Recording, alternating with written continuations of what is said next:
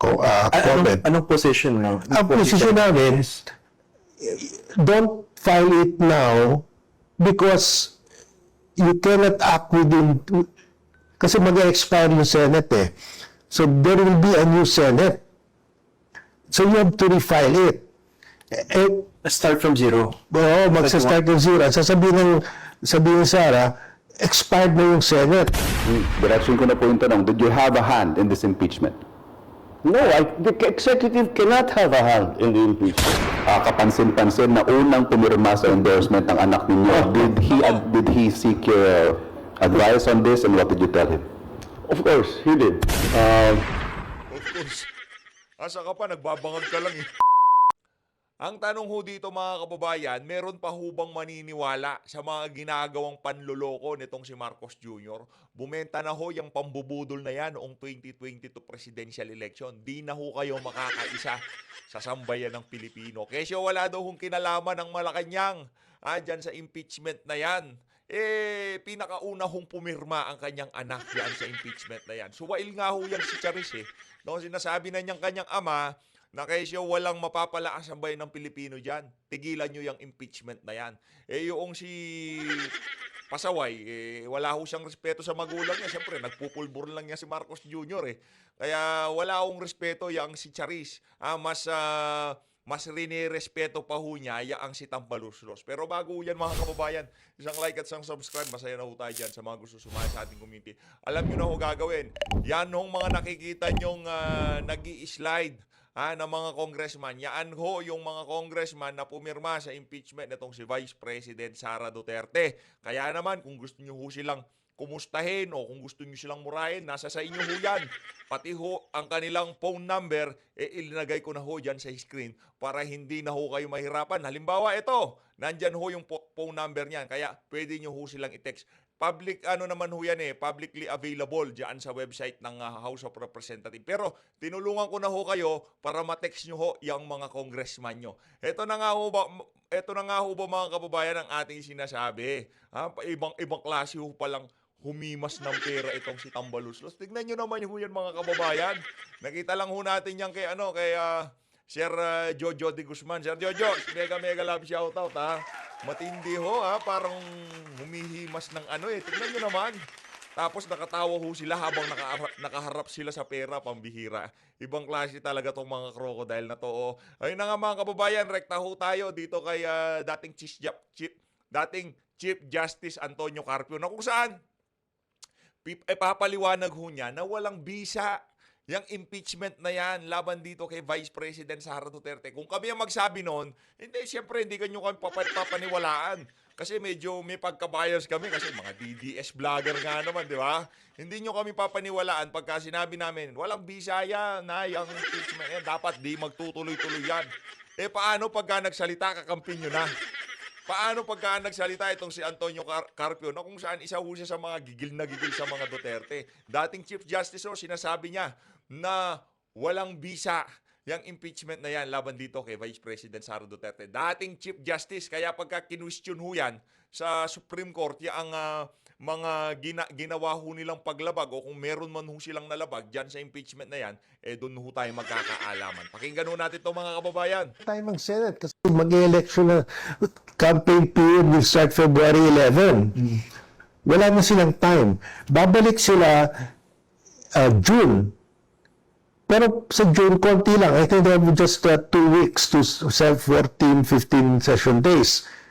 At saka, walang, they will not be interested. Hindi matapos. Kasi you have to give Sara 10 days to answer the complaint. Maubos yun Yung 15 days yun, baliwala yun Because you have to give Sara time to file his comment. Anong position mo? Ang position namin, don't file it now because you cannot act within, kasi mag-expire yung Senate So there will be a new Senate.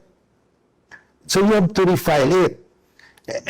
Start from zero. Oo, magsa-start ng zero. At sabihin ng Sara, expired na yung Senate. So, they have to start all over again. Nako po. Yan ang nga ho ba sinasabi natin, bida-bida kasi kayo eh. Dapat kinukonsulta nyo itong mga dating Chief Justice, kagaya nitong si Antonio Carpio, para hindi kayo pabalik-balik. Wala ho mga kababayan. Kailangan ho nilang mag-umpisa ulit kasi nag-expire na yung... base ho yan dito kay Antonio Carpio, hindi base sa atin. Malay ba natin dyan sa mga technicalities na yan dyan sa impeachment? Hindi ho natin alam yan. Mga abogado ho may alam yan, ng mga senador at congressman. Pero pinagpilitan ho nila para matabunan yung issue na dapat mapag-usapan. Lalong humihirap na buhay ng sambayanan. Kulang-kulang na BICAM report. Kriminalidad, pinagbabawal na droga. Napakarami o korupsyon. Hindi paglagay ng subsidiya sa PhilHealth. Budget ng Department of Education. Pambubudol ng administrasyon na to. Paglangoy sa pera ng mga congressman. Napakarami ho natin dapat pag-usapan pero dapat isingit yan kay VP Sara para makalimutan lahat ng mga issue na kung saan makakapagbigay ginhawa pagka napag-usapan sa buhay ng sambayan ng Pilipino. Pakinggan na ho natin itong speech ni Bangag. Ito yung ito yung press con niya kanina. And so anyway, so let's start a subject on the impeachment of Vice President Sara by the House of Representatives. Now, I think it is useful, siguro para maunawaan talaga natin ang mga pangyayari at bilang siguro parang paliwanag na rin doon sa mga tanong na nakikita ko sa mga commentator. Number one, maalala ninyo, nagsimula lahat ito nung I made the pronouncement, sinabi ko na ayaw ko yung sana wag na tayo mag-impeachment. Dahil madaming ibang trabaho at actually it's also not practical. At nung panahon na yun, nung una kong sinabi yun, wala pang nagpa-file ng impeachment. Kaya sana, I was hoping na makumbinsi ko lahat ng kung sino man, wag na muna natin gawin ito. Kung talagang meron kayong paniniwala na kailangan gawin ito, wag naman siguro muna ngayon at marami pa tayong gagawin. Wag muna ngayon, pero talagang plano ho nila yan. Wag muna ngayon, sa mga susunod na panahon na lang. Kaya kung titignan naman ninyo, yung mga kaalyado ko sa House of Representatives, wala sa kanila ang nag-file. Wala, sa sumunod naman nila sa hiniling ko sa kanila. Bangag ka ba, Brad? Walang nag-file. Yung huling impeachment, ho yun, kumbaga pinagplanuhan ng daang-daang mga congressman.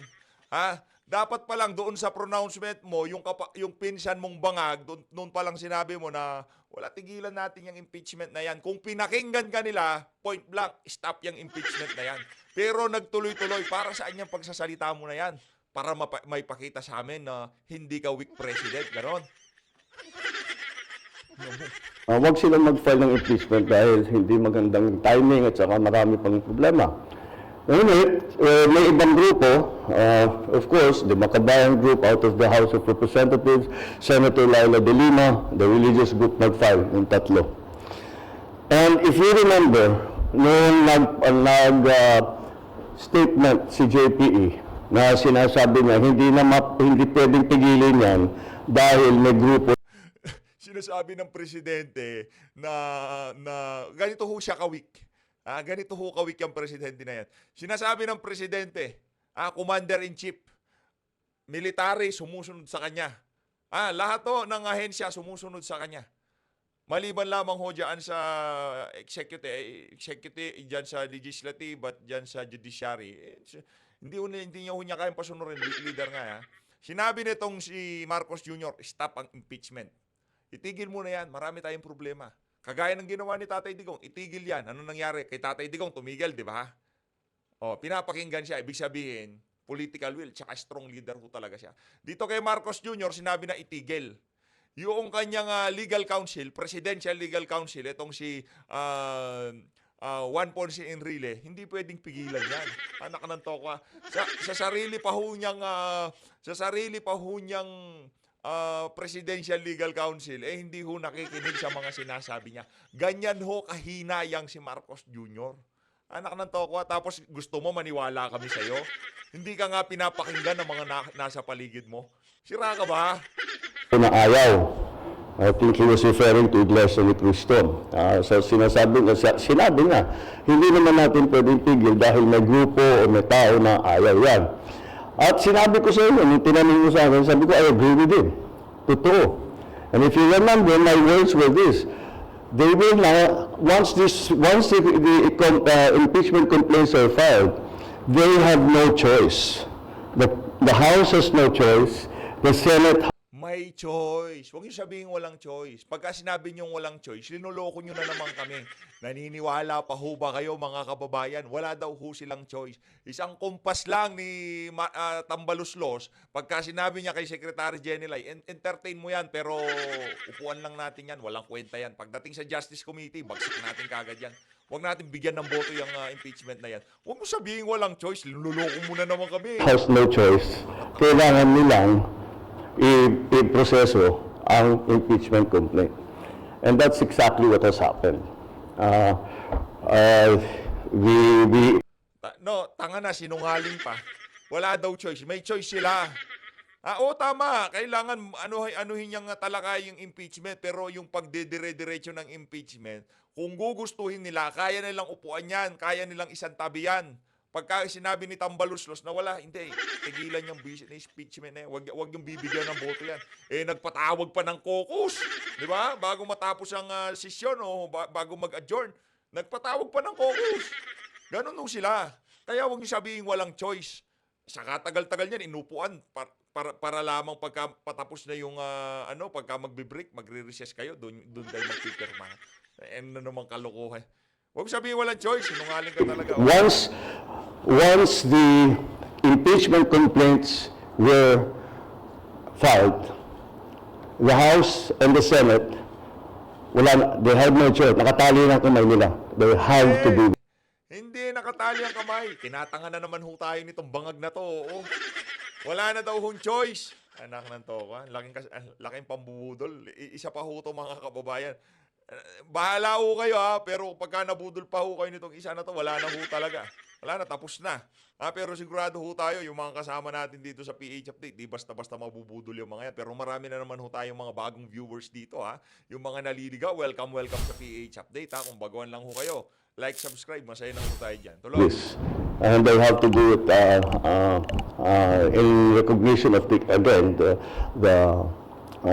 complaints that have been filed. So, yun ang nangyari ngayon. And that's why we have come to this point where the House has transmitted already the impeachment complaint to the Senate. We have heard some of the statements made by the Senate President as to how he is planning to handle it. So, we will have to see because it is many, as you've heard before, and that we heard many times during the Corona trial, these impeachment trials are sui generis. And therefore, we have to be very clear how the rules are and how it will be conducted. Yun ang naalala ko because I was also in the House and I was in the Senate during the Corona trial. Kaya parang I have some understanding do sa mga procedure. But anyway, that's the way I see it. That's the way that happened, and now I'll open the floor to any questions of yours. Thank you, Mr. President. First question, Ivan Marina, GMA7. Good afternoon, Mr. President. Good afternoon. While it is true na constitutional duty ng House na to act on the impeachment complaint, meron ho silang choice kung i-endorse sila o hindi. Diretsuin ko na po yung tanong, did you have a hand in this impeachment? No, the executive cannot have a hand in the impeachment. Wala. Kasi weak ka, kaya wala kang naano dyan sa impeachment na yan. Hindi nyo pinakialaman. Pero sa totoo niyan, pinakialaman nyo mo yan. Kayo naman, ano na ho kami, sanay na ho kami sa mga kasinungalingan nyo. Kung ano man hong lumabas sa bunganga ng mama na to, kabaliktaran ho yun nung kanyang gagawin. O sinabi niya, independent foreign policy, ayun, puro kabalbala ng ginawa. O sinabi niya, wala siyang pipiliing paksyon, basta tayo, yung kapakanan ng Pilipinas. Hindi ho, kabaliktaran. Umayon ho siya sa Amerika, di ba? O ano sabi niya? Ang bigas magmumura ang halaga ng mga pangunahing bilihin. Nagmahal. Kaya kung ano man nung sinasabi niyan ngayong mga panahon na to, ibaliktarin niyo ho yun. Yun ho ang totoo. Pagka sinabi niyang wala kaming kinalaman dyan sa impeachment, ibig sabihin sila ho talaga may pakana niyan. Nakuha niyo ho ba mga kababayan? Yun ho yun. Walang role ng executive sa impeachment. Of course, did he discuss it with the speaker? Did we discuss it with the other congressman? Of course. And that tinatanong, anong plano ninyo? Ano ba talagang gusto ninyong gawin? And that's it. Well, nandito na ito. Hindi na namin maiwasan. But the conventional thinking, Mr. President, is that nothing comes to pass in the House without the President or without Malacanang's blessing.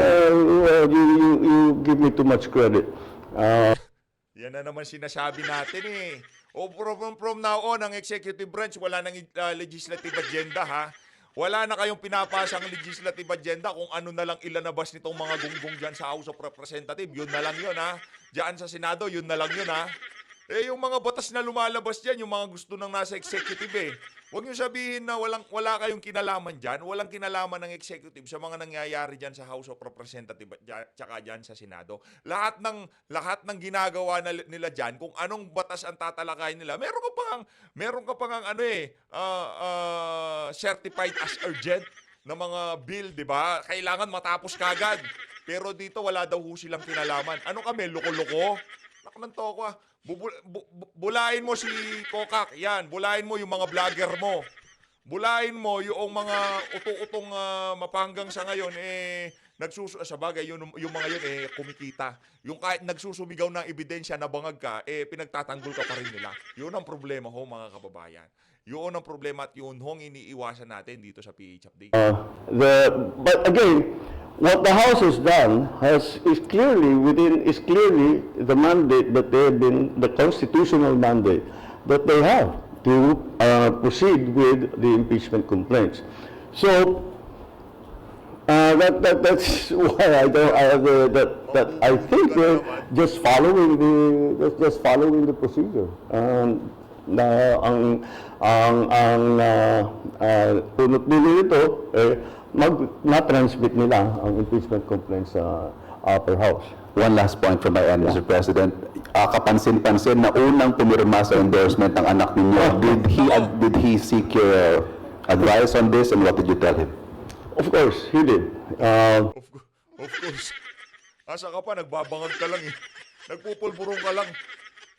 Anong magpapaalam pa sa'yo si Charis? Nakanantokan, sasabihin niya, pa, pipirma ako dito sa impeachment, ako pinakauna ha. Why bother, di ba? Oh, bakit pa siya mag-aabala na magpaalam sa'yo, nagpupulburong ka lang naman. And I said, it's very simple, but I told him. And he said, you know, mukhang magpipirmahan na, well, what's your opinion, what I should do? And I told him, I said, the process is begun. It has, parang batas yan eh, when you're in the legislature, when you file a bill, okay, House Bill number 1, 2, 3, etc., etc., pag file mo yan, that bill takes a life of its own.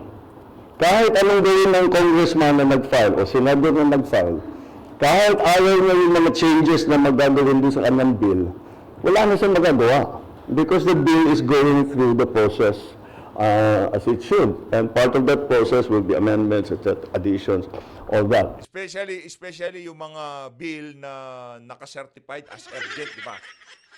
Pero hindi kayo nakikialam.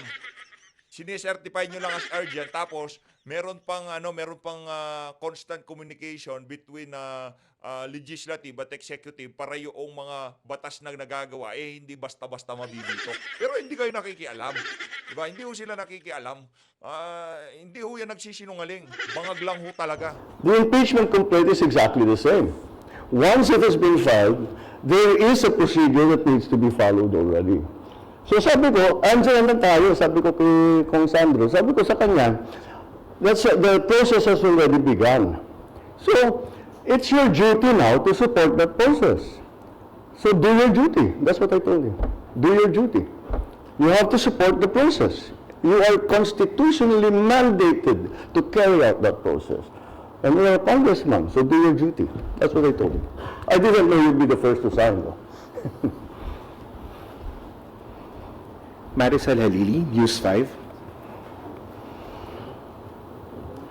Sir, magandang hapon po. Yes. Sir, you were very vocal before na ayaw niyo po ng impeachment because it's not the right time. But now na it's there already, paano niyo po ito nakikita na makakaapekto, especially dun sa mga ongoing priorities? Well, it depends on how the Senate chooses to handle it. Hindi pa maliwanag kung ano yung plano ni Senate President at saka yung ating mga senador. Kung paano nila gagawin, if they will immediately convene, if they will still study the rules, if they are going to wait until the next session. So we'll have to wait until they decide on how it's going to be. Pero just to be categorical about it, sir, don't you see this as a defiance in a way, considering na naging vocal na po kayo before that this is not the right time, and yet nag-proceed pa rin yung impeachment case? No. I'm sure that the parties that filed the impeachment cases felt strongly about it, and despite my importunings and expressing my opinion that we really would rather not have the impeachment, they continue to do that. So, it's not defiance. May na kanilang paniniwala. Sa kanilang Ano yun mo na, Brad, tanggapin mo na weak president ka. Walang ay, mali. Paano ba? Weak president o talagang kagustuhan mo yung impeachment na yan? Sige, sabay na lang. Weak president na, kagustuhan mo pa na ma-impeach si Bibi. paniniwala, kailangan gawin ito. Kahit na sinabi ko na sana wag na, hindi pwede, hindi namin pwedeng palampasin ito. Ganun ang thinking nila. So, tinuloy nila. And I don't view that as a defiance. I view that as they're expressing what they feel to be right. Thank you, sir. Thank you. Jonel Maribohok, UNTV. Sir, other issue. Sir, ano po yung nasa likod ng biglaang pagpapalit ng liderato po ng PhilHealth at ano po ang inyong direktiba sa bagong PhilHealth President, sir? Actually, kung titignan ninyo Yung dating PhilHealth president, yung anong pangalan nun? Nakalimutan natin yung pangalan. Ano na, busog na ho yun. Para hindi na siya masyado mapag-initan, hirap na ho siya sa PhilHealth. Di pa kasi sa mga susunod na taon, itong 2020, itong taon na to, talagang kung sino man ho ang tumitimon dyan sa PhilHealth, panigurado ho, maya't maya, nasa media siya. Kontakin nyo naman, panigurado yung mga serbisyo dyan sa PhilHealth. Wala ho yan. Malamang sa malamang, mababangkrap po yan. Hindi binigyan ng subsidiya eh. Saan kukunin yung pondo na ipambibigay ayuda o ipantutulong doon sa mga kababayan nating hindi naman contributor? Diba? Doon sa mga nagbibigay ng monthly contribution, diba? Ngayon ano mangyayari sa pondo? Liliit ng liliit hanggang sa mawala na. Tapos, ang sisisihin nitong si Marcos Jr., si BP Sara at si dating Pangulong Rodrigo. Yun na yun ang script eh. Pagka nagkaroon ng palpak, ang laging escape route nila, mga Duterte. Di ba? Pagka merong nangyayaring kapalpakan, halimbawa dito sa BICAM report, kulang-kulang, di ba? O ano hong naging escape route nila? Itong impeachment ni BP Sara, nakatakas na ho sila, nakalimutan na ng sambay ng Pilipino, pero hindi ho natin titigilan at uulit-ulitin ho natin yung kulang-kulang na BICAM report na yan. kung titignan ninyo ang qualifications ni Dr. Mercado, he is very, very well-versed in both hospital administration, insurance, and his whole life has been devoted to healthcare. And so, it was after nung nag-oath taking kami, matagal kami nag-usap. Sabi ko, baliktad, hindi ko na siya ina-advise, he's the expert. So, tinanong ko siya, ano sa palagay mo kailangan natin gawin? And we went, pareho kami, immediately napunta yung usapan sa digitalization. Kasi maganda naman ang serbisyo ng PhilHealth, ngunit yung pag-process ng ng claim, pag-apply, etc. Hindi kinakamay pa rin. Kaya't napakabagal. And that's why that became a priority. But of course, beyond that, he has many other ideas on how to make the services of PhilHealth more inclusive, expanded, and again, to give better coverage for different conditions for those who have those who will avail of the PhilHealth services and of their financial support. Sir, nag-resign po ba si... Sinabi niya sa akin, that's as far as I can tell you. Sabi, I'll go first, I'll go to say in a week's time, sabi niya sa akin, in a week's time, may bigyan kita ng report, much more detailed, kung ano sa palagay ko yung nakikita ko sa PhilHealth na pwedeng palitan, pwedeng palakihin, etc. Sir, may relay na... O bibigyan kitang update ha, sa yan daw sabi, bibigyan kitang update. Sasabihin ko sa iyo kung ano pa diyan sa PhilHealth ang pwede nating nakawin. Nag-resign po ba si Rel Ledesma? Yeah, well, yes, he left his position already. Sabi niya that nahirapan na rin yata siya sa, with all of the, hindi siya sanay sa politika. Mandy Ledesma very much comes from the private sector. So I think he found the transition to be jarring, shall we say. Thank you, sir. John A.U., People's Journal, Mero, Philippine Star. Good afternoon, Mr. President. No? Yes, Let sir. me just go back to one of our interviews during one of your previous US visits sa Honolulu, Hawaii, when asked about the looming impeachment supposedly Ang aangas na hungay nitong mga nasa Malacanang. Dati nung panahon ni Tatay Digong, mga patpatin ng mga yun, tatabanan nila. that time, no, against Vice President Sara Duterte, no. When asked, no, you told reporters, you told us, binabantayan namin ng mabuti, this was in Honolulu, Mr. President, binabantayan namin ng mabuti because we don't want her to be impeached. She does not deserve to be impeached, so we will make sure that this is something we will pay very close attention to. So that time, apparently, you do not want her impeached. Given these recent developments, do you hold that stance still, or your position has changed? It doesn't matter what I think. It will have to go to the procedure. It will go to trial, and we will have senator judges, and they will hear the case. The prosecutors will come from the House. There will be a defense panel, and it will be a trial. It doesn't matter what I think at this point. That was my opinion. That's my opinion when I was asked that. None of this had happened yet. But I have to keep reminding you, the executive wala kaming formal role in the entire impeachment process. The executive has no formal role. If ever there's an informal role, makausap ko yung TV speaker, makausap ko yung congressman, makausap ko yung senador, si SP, makausap ko. But that's about it. Pero they will decide. Pagka sinabi niya kung walang formal role, ay ibig sabihin ho, kabaliktaran ho yun dun sa mga sinasabi niya. Huwag ho kayo maniwala dyan. How they will proceed. Not, I don't think you can expect the congressman or the senator or the SP or the speaker to come to me, what do you want us to do? They know what they have their own way of doing things, and that's what they will implement. So siguro the most that a president can do, or any part of the department of the executive can do, is moral suasion. Huwag na lang sana. Wala, that didn't work. Patuloy pa rin. So, we follow the process. Salamat po. Yeah. Raquel Bayan, Radyo Pilipinas. Hello, sir. Sir, I know co-equal Sakit to no, yung sarili niya mismong anak di siya pinapakinggan. Bang, puro ka kasi pulburon, kaya branch po natin dito po, sir.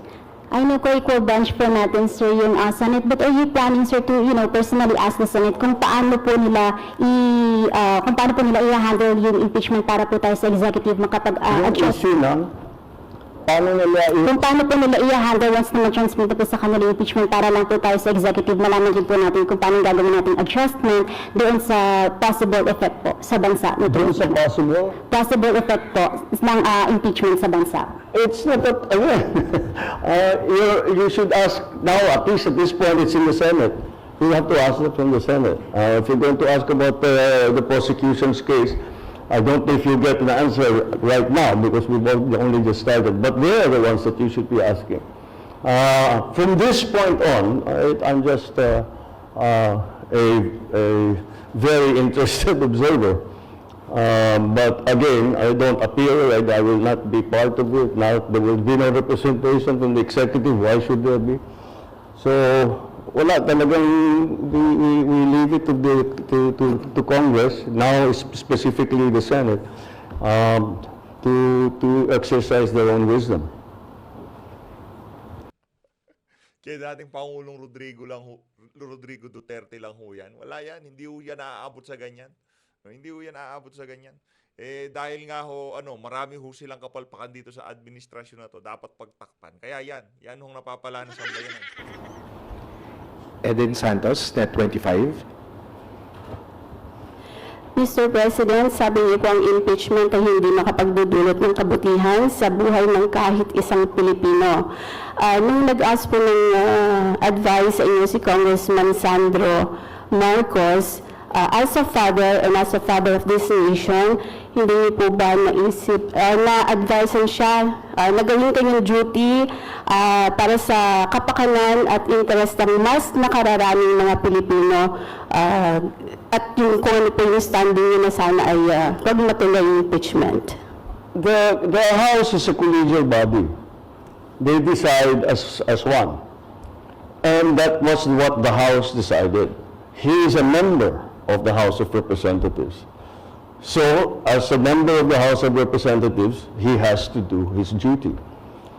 Whatever his opinions might be, he must do his duty. Even if he's hesitant, and all this applies to not only my son, it applies to all the congressmen.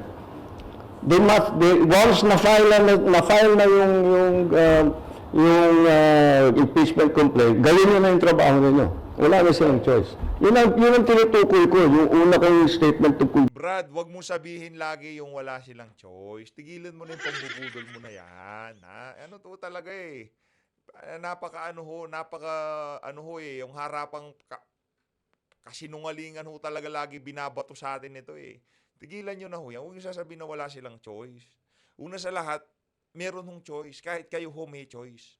Kaso pinili nyo na ma-impeach si VP Sara dyan sa House of Representatives. Kasi yun ang pabor sa administrasyon nyo. Matatakpan na niya. Noon nangyari doon sa napakainit na usapin na kailangan ngayong mga panahon na to nakikisangkot lahat ng ating mga kababayan. Kulang-kulang na BICAM report. Ano na hong nangyari doon? Wala na. Dito. The Senate has no choice. The House has no choice. That's exactly what the situation is. Once the second that the complaint were filed. Ang government po ba ay ready kung naman po yung maging effect implication ng sakaling matuloy po yung impeachment trial sa Senado? If in case po naman, if kasi magtatrabaho po sila, baka ma-apekto Antayin natin kung ano yung gagawin nila. Because I don't know, wala tayong timetable, wala tayong paano yung i-conduct, what are the rules that will be followed, etc. Antayin natin. It is up to them how they decide to have their trial. When they have their trial, what are the rules for the trial, how they will conduct it, etc., etc. So, who will be the presiding judge, if we have a senator judge, who will be the presiding, all of that. Last na lang po, wala po bang plano ang ating Pangulo na pakiusapan po sila? Kayo po, wala po ba kayong plano bilang Pangulo ng ating bansa para pakiusapan mo sila na huwag mong ituloy yung impeachment dahil baka abala nga naman po sa trabaho ng ating gobyerno at syempre sa buhay pamumuhay ng ating mga kababayan? The Senate has no choice. The House has no choice. They have to do this now. Once the impeachment complaint was filed, tumakbo na ang proseso. Sagad na ho talaga. At kung hindi nila ipatakbo yung proseso, then they are delinquent in their duties. Yan ho ang ating presidente. Yan ho ang ating presidente. Ganyan ho siya kabangag. Wala na daw siya magagawa. Hanggang dyan na lang ho daw talaga. Ano pang magagawa natin? Kung ang mismo presidente na ho nagsabi na yun na yan, finish na tayo dyan, ika nga. Wala na. Wala na. sa ayot sa gusto nila. Pero yung pakiusapan, wala, hindi pwedeng pag-usapan. Eh, kasi gusto mo din. That's why they just have, that's what I meant. Maling ka pa eh. The House has no choice. They have to proceed with the impeachment complaint. The Senate now has no choice. They have to try the impeachment complaint. So making pakiusap doing that, it won't change anything. It won't change anything. They still have to have a trial. Chona Yu, People's Journal. Sir, natapos na yung session kahapon ng Congress. Magpapatawag po ba kayo ng special session para so that the Senate can proceed with the If impeachment the trial? senators ask for it, yes. Again, sila ang magde-decide. Hindi kami ang nagde-decide dito. If the Senate President calls me up on the telephone, the senators, kinausap ko yung mga senator kung pwede ba mag-special session. Sure, gagawin ko. Pero kung wala silang nag-request na gano'n, ibig sabihin na may iba pa silang ginagawa. They're not yet ready. Wala pang request ngayon, sir. Ha? Wala pang request at this Napaka-aga speak. naman, they just got it yesterday. Thank you, sir. No. Ann Soberano, Bombo Radyo. Sir, good afternoon. Just want to get your thoughts lang, sir. May kumakalat kasing mga issue din na may mga kapalit na ayuda po. Yung mga pumirma pong mga congressman sa impeachment ay binigyan po daw ng ayuda. Your thoughts on this? Baka sakali, sir, na diversionary tactics or they wanted to undermine yung credibility po.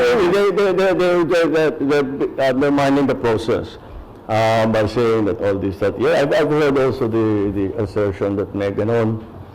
I don't think so. Overwhelming ang boto, pumirma. At yung sa, ano ba yung pumirma? 215.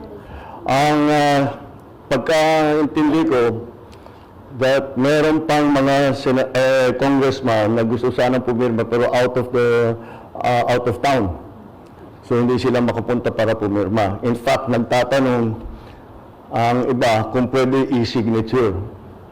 Mukhang hindi pwede kasi kailangan ka sa harap ng section at saka isusumpa at saka naka-notarize. So, but I don't think that kind of two-thirds of the Senate, 306 sila, they got 215. So just a little bit over two-thirds, hindi mo makukuha sa ganung klaseng sistema yan. I don't know. I've been in Congress. I don't think that way of Ano bang ginawa mo? Nasa Congress ka. Maliban sa pagbabangag, maliban sa pag-jamming ni dyan. Diba? Naging senador ka, anong ginawa mo? Nagpatigas ka lang ng panga. As always, maraming salamat to sa pagsuporta sa PH Update.